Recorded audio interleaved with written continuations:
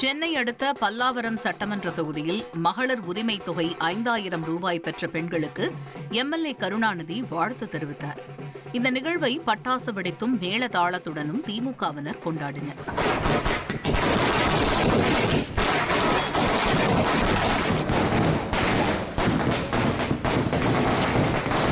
குரோம்பேட்டை, காமராஜர் நகர், கண்ணபிரான் தெரு, பேருந்து நிலையம் பகுதிகளில் மகளிர் உரிமை தொகை பெற்ற பெண்களுக்கு கருணாநிதி எம்எல்ஏ இனிப்புகள் வழங்கி வாழ்த்து தெரிவித்தார்.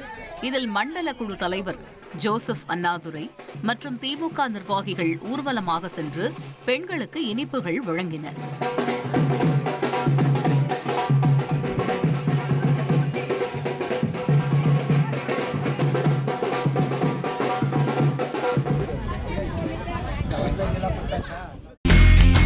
இனி செல்லும் இடமெல்லாம் செய்தி.